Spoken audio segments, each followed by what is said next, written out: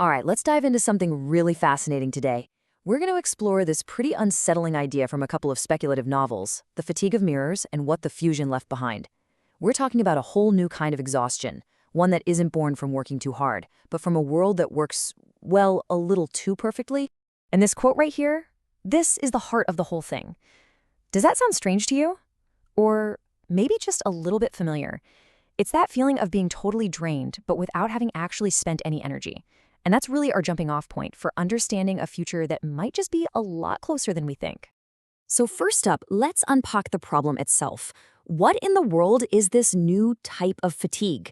Because in these stories, it's not a glitch in the system. Oh no, it's the system's most perfect, most successful product.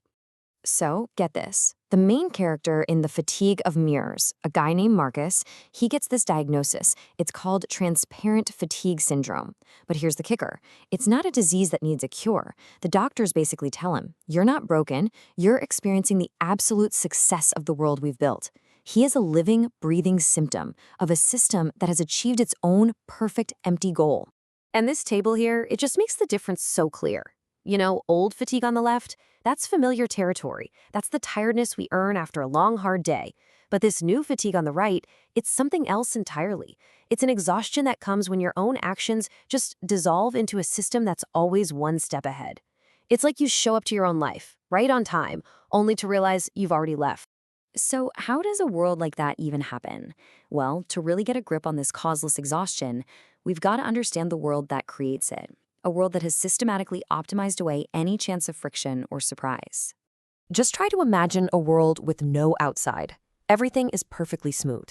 There's no more waiting, just loading bars. No real anticipation, just notifications telling you what's coming next. The system isn't just tracking what you want, it's anticipating it, even creating it for you. Which leads to the big question.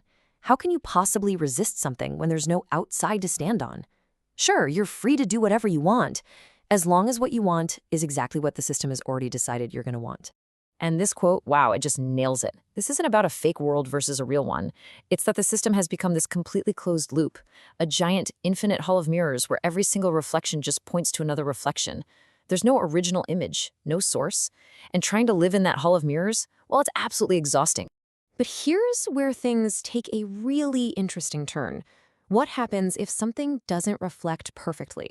What happens when a system designed to process absolutely everything comes across something it just can't?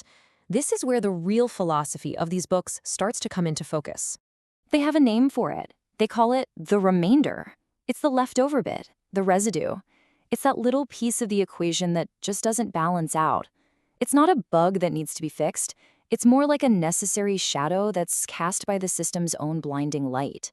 It's the one part that by its very definition can't be included. In The Fatigue of Mirrors, we first see this remainder as this weird kind of friction. It's what the clinic first picks up on in Marcus.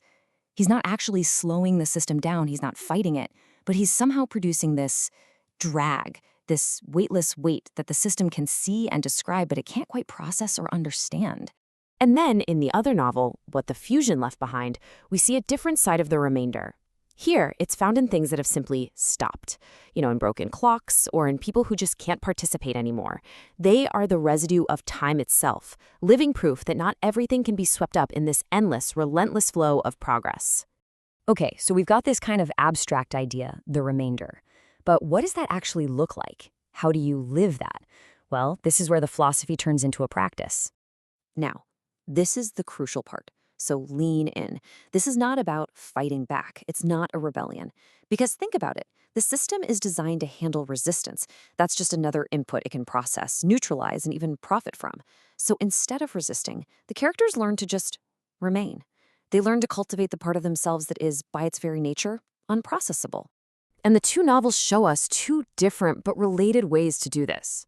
On one hand, in The Fatigue of Mirrors, the practice is all about creating friction, about becoming a little bit opaque in a world that demands total transparency. The goal there is to force the system to just live with its own incompleteness. On the other hand, in What the Fusion Left Behind, the practice is stillness. It's about tending to the quiet beauty of things that have stopped working. The goal there is to find real presence and meaning in the pause itself. So let's actually break down that idea of friction. This is basically Marcus's personal toolkit for how to remain. And look at these. They are tiny, almost invisible acts of noncompliance. Refusing to sit down, withholding your attention from the content being pushed at you, deliberately taking the long way home. Through these small acts of inefficiency, he starts to earn a completely different kind of fatigue, one that's actually his own, born from the real effort of not dissolving into the system. So, where does all this actually lead? I mean, this isn't your typical story about heroes bringing down some evil empire. The ending is something much, much stranger and way more interesting. Which brings us to the obvious question, right? After all this effort, are we building up to some big revolution? Is the grand plan to just tear the whole thing down? And the answer is a hard no. Just look at this line.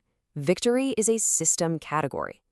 The very idea of winning or losing is part of the logic they're trying to escape. What they achieve in the end is something that can't even be measured by the system's own rules. It really is something else.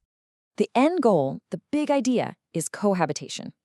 The system doesn't get destroyed, it's forced to change, to evolve. It has to learn to accept its own blind spots, to live with its own imperfections. The system and its shadow, the perfectly processed world and its unprocessable remainder, they learn to exist together. The future, by necessity, has to be unfinished. And that leaves us with one final thought to take home with you. In a world that demands total transparency, total efficiency, what are the parts of you that are the residue? What's your friction, your stillness, the remainder that you carry around?